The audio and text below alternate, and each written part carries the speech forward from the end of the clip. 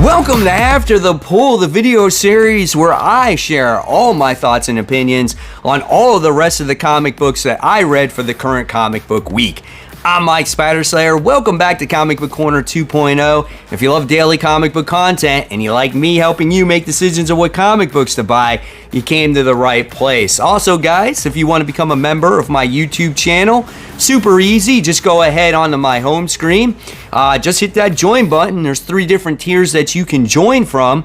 And you know what? As low as 99 cents, you can get early access to my videos. You can get cool stickers for your comment section. Also, you can get monthly badges flexing how long you've been a member of the channel for. And so, like I said, it definitely helps support the channel. It's much appreciated, whether you do or you don't. All right, guys, so let's get started with this week's episode of After the Pull. Here we go, we're entering the speed round. We're talking about some of the books that maybe didn't make the biggest impact, or maybe I don't think I can quite show you, because the first book we're talking about is Plastic. This is issue 3, or Plastic, Death, and Dolls. This book is very grotesque, very gory, very bloody, and we are continuing to learn the story about this character by the name of Edwin, his past, on how he became the killer that he is. But he's very mentally disturbed, okay? And it feels like it comes from a good place, and he doesn't know any better. This is a book that I recommend, but again, if you don't like blood and gore and very graphic stuff, this book may not be for you. The next book we're going to be talking about is Phoenix. This is issue 2. I felt issue 1 of this story was much stronger than issue 2. And after reading issue 2, it took a big dive for me, because I look at it and I sit there and say, man, is this a book that's going to last a long time? And in my eyes, I don't think so, because at issue 2, I'm already bored with it. Here in this issue, we wind up seeing Jean Grey struggle with being the Phoenix Force and kind of, you know, balancing out her being a human in this cosmic entity, saving all these things. She comes across, you know, Scott Summers' father, Corsair from the Starjammers. They go out on a mission together. And then by the time I got to the end of it, I was like, this mission is not that great. So at the end, I think I'm just going to not pick this book up anymore. And you know what? With all the other X books and all the other titles coming out, maybe you should pass on it too. Next, we're talking about Miles Morales, Spider-Man. This is the annual. So I was like, okay, what is the annual going to have to offer? Some of the annuals lately have been really, really good. And we wound up getting 3 or 4 different stories in this comic book. And I was like, wow, that kind of sucks.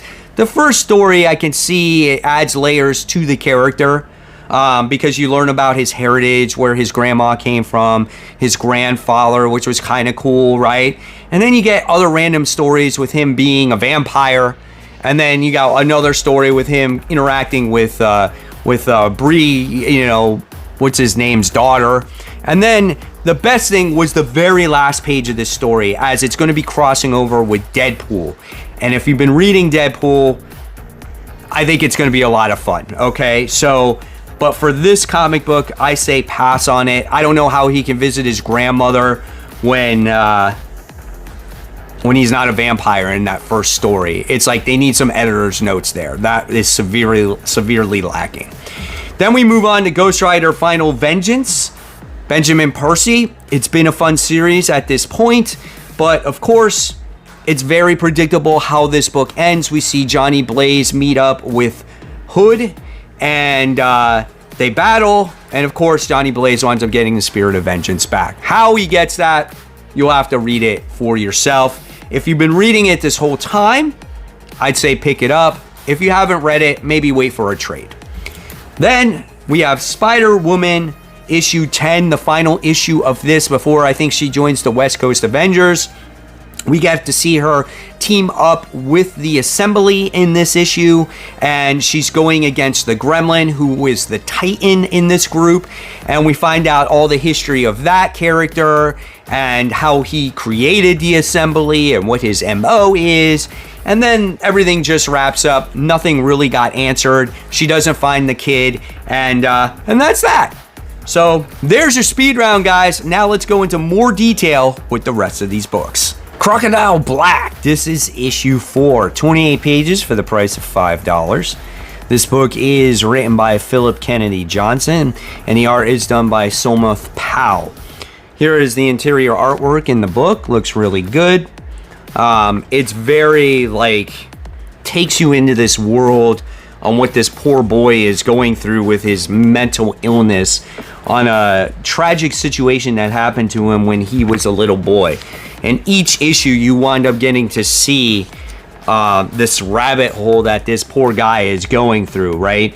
And obviously he has been hired to do bad things to people, murder people, and he's followed that path. His family is looking for him.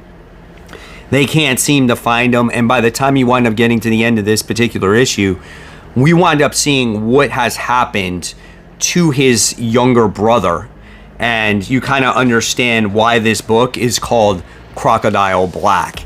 So I would say pick this book up. This is absolutely awesome, something different, and it kind of can be a very real book. This is something that I feel like that could happen, and at the end of the day, I think I'm going to give this one a B+. Just a very serious comic book in my eyes, and it does give you that awareness of mental illness here. So yeah, if you haven't checked it out, see if there's something on the rack. If not, then I would wait for when this trade comes out. Redcoat. This is issue 5, a 32-page comic for the price of $4. Written by Jeff Johns. Brian Hitch does the artwork. Always a great looking book, guys. It's consistent all the way through. It's just, there is no cutting corners when it comes to any of the Ghost Machine titles, in my opinion. All the characters got great facial expressions here. There's not a ton of action here, but when there is, it's very explosive. Really cool stuff. Like right here, this is nice little explosion that's happening here. And there's a lot that happens in this story, so you're really going to have to take your time in reading it. So the particular part of the story is about Simon escaping this axe, right? Because if it hits him for a third time, he's going to lose his immortality. And there's only one other person that we know of that we think that has this immortality, and that's Benedict Arnold. And so they're led to believe that George Washington is the leader of or the grand architect of the founding fathers here. But at the end, it is a huge twist, and something also happens to Albert Einstein, who's kind of been Simon Pure's little sidekick in this whole thing, and really wants to help him, and it's a very emotional of what happens at the end. So this book is definitely a must read. I've said this every issue, I think since issue 2, that this keeps getting better and better for me, and I didn't think I was going to like this in the beginning. So I'm going to give this one a solid A. I always look for a little bit more action in my comic books. I felt like there wasn't a lot of it, but the end had a nice payoff for me. So obviously, definitely a recommend, guys. What did you think? Superman. This is issue 17, 32 pages for the price of $5. This one's written by Joshua Williamson. The art is done by Jamal Campbell. Jamal Campbell has done the artwork, I think, through most of the Superman series. If I'm wrong, just let me know in the comments below. It's really nice artwork. The characters look great in here. Very explosive comic book at times, especially when you get Amanda Waller's goons trying to set the Parliament of Trees on fire and stuff like that when they're trying to search for something. And what this book has to offer is a team up between Superman and Zatanna, and it was kind of cool. But at the same time, for me, I'm not this huge magic guy. I've never been that, and I've never been a huge supernatural fan either. So it's when they come across this bar and they're interacting with all these other people, I felt that this book was kind of boring. I was okay, we're getting into a bar fight with this was it Warlock character, a kid Warlock or something like that, and I was all right, that's fine. And then at the end, they're gonna try to make a deal with Neuron, who I think is a devil in the DC universe. Maybe it's just because I don't know a lot of these particular characters, so I can't attach myself to them. But I felt like this book was just, it took a sideways turn. Here is absolute power, and then it just kind of goes this way. You know what I'm saying? It was like, it felt like almost like a loose tie-in to everything, just because they're going to the far reaches of the DC universe. So this is not like it's a bad comic book. It's just really not my style more than anything. So for me, I'm going to give this one like a C+. I thought it could have been better. I didn't feel like there was a lot of stakes at this particular one. We get some cool interactions with Lois in here, but they also spent a lot of time like rehashing things that happened.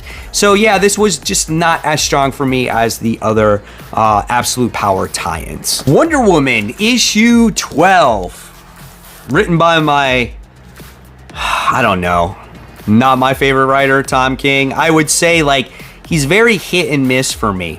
He just overwrites so much on certain things and it drives me crazy. The art is done by Tony S. Daniel. I really bought it for this swimsuit variant. I think it's a gorgeous cover. But the interior artwork here by Tony S. Daniel is beautiful. I've always been a fan of his art. I love the way the characters look in here. Very detailed. There's great facial expressions here with Boomerang as they're trying to actually like get information from him of where Amanda Waller's prison is at. Look at that. That is awesome, man. Right? And so you wind up getting to see Damian torture Boomerang, and I don't know if Wonder Woman would go with that, right? And it was just a very repetitive issue. It's like, he's not spilling the beans, so let's do this. Let's take him here. Let's take him there. Let's have him interact with his son because love conquers evil and torture and all that other stuff. And I'm just like, really? I'm like, how long are we gonna repeat the same thing over and over again with this comic book? And at the end, you do get the reveal of the base. Like, the guy's not careful. He kind of slips it out on accident, right? But at the end of the day, this is just a book where it's like, if you want to read the same thing over and over again until they get the result, then this might be for you. If you like Tom King, this might be for you. The only thing I could say is this is a book that has Damian and Wonder Woman interacting with each other, which you don't see every day. But this was not my favorite book, so I'm going to give this one a D. What do you guys think? Do you agree or disagree? Nightwing issue 117, the penultimate issue of the series. 304 is the legacy numbering. 32 pages, $5. Tom Taylor, Bruno Redondo, the artwork. Here you go. Do you want Nightwing running around in his bat towel? That's what I open up to. Interior artwork from Bruno Redondo has always been solid on this series. Can't complain about that. In this series, we wind up getting to see Bruce Wayne posing as Nightwing in Bloodhaven while Dick winds up recovering. He's working with Deadman in this book to overcome his height fear. Okay, and it was pretty cool to see those interactions between the two characters. And Dick winds up overcoming his fears, which was nice to see. He makes his way back to Bloodhaven. We wind up getting to see the reuniting of Bruce and Dick and, you know, Barbara, which was kind of cool, and Haley. And again, this is a setup for the final issue and the final confrontation, what you think, with Heartless and Dick Grayson. Is it long overdue? Yeah, absolutely, man. This is something that could have been a story arc.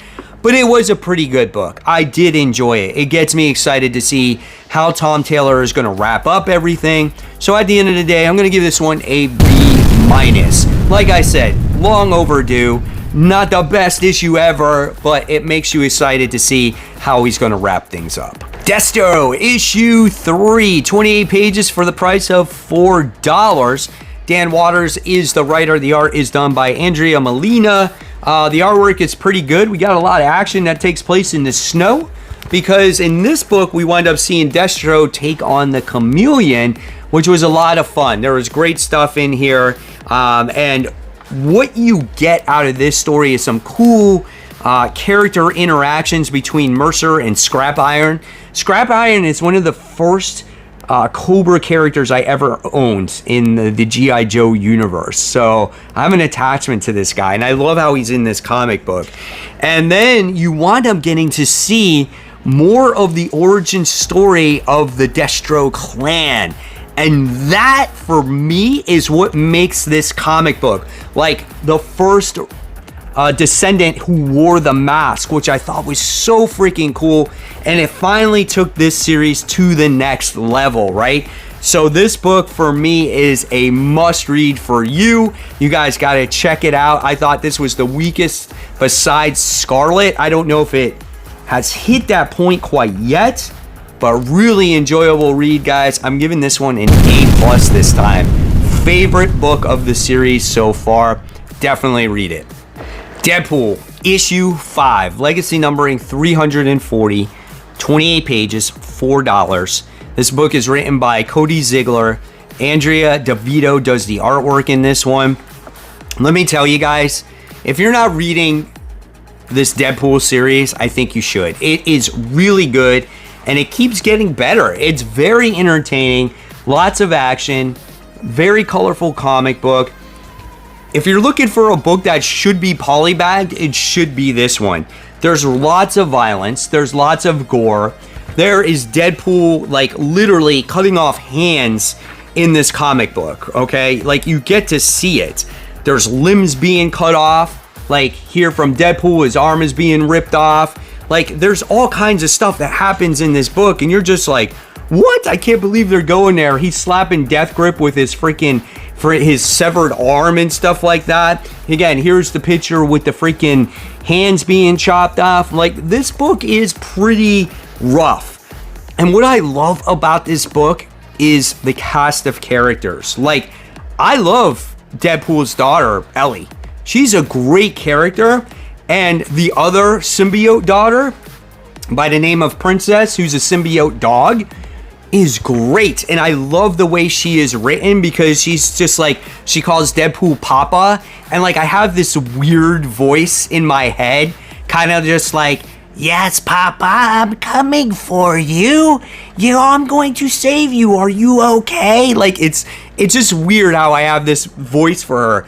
And Taskmaster makes this book as well, as they are mercs for hire, and all he wants to do is get paid, and it's hilarious.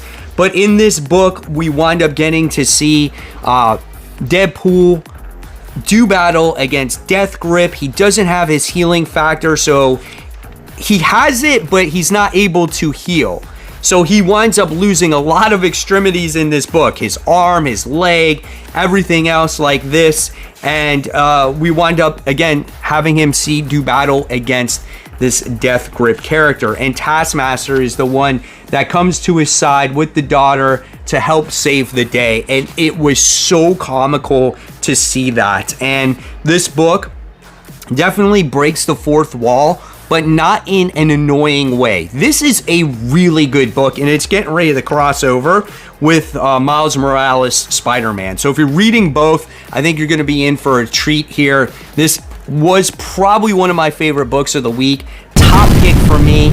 A+, definitely recommend it, guys. Let me know if you're reading Deadpool. Ultimate Spider-Man issue 8. Man, this is a pretty good series. I would say this might be like my third favorite comic book, behind Transformers and Rook Exodus.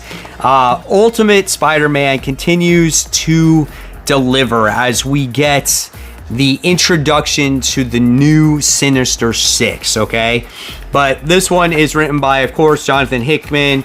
Marco Cicchetto is the art here. We get a nice little introduction here of what the spider suit does now. Like, it can talk to Peter, like somehow his conscious or his psyche is in there and they can talk to each other, which is weird. I don't quite understand it, but it does remind you of like the Venom symbiote. And are we going to get there eventually? I don't know. We'll see.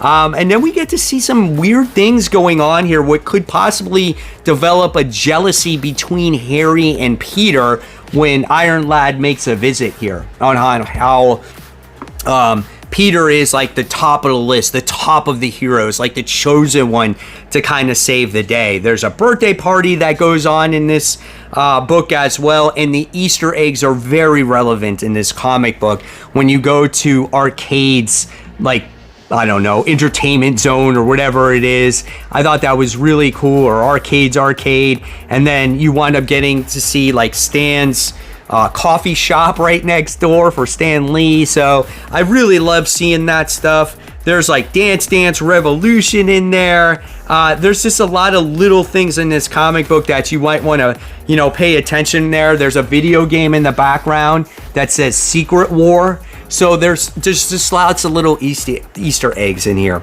But what I really liked was, again, the introduction to the new Sinister Six in this comic book, which is cool. And you wind up getting to see Black Cat Sr., which is Walter Harvey. We get to see, like, a pretty big focus on him, on his wife, his daughter. We wind up getting to see, like, Mr. Negative in this comic book. We wind up getting to see Mysterio in this comic book. Who else is in here? We wind up getting to see Mole Man, which was in there. So there was a lot of cool different characters. And Kraven was in here too, along with Kingpin. Absolutely wonderful comic book. Great storytelling. By far the best Spider-Man comic on the stands right now. Another top pick for me. Another A+ for me. Definitely, guys. I really don't know who's not reading this book right now. But if you haven't, I say pick this up. But if you don't agree with me, let me know in the comments below. So there you have it, guys. There are all my thoughts and opinions on all of the rest of the comic books that I have read for the current comic book week. If you haven't checked out Worthy Ones, this is the video series where I talk about all the newest issue ones for the current comic book week. So I'll leave you that video for you to click on. And as always, guys, support the local comic shops. Keep buying, keep collecting, but always remember, read the comics. Guys, I'll see you real soon. Thanks for watching.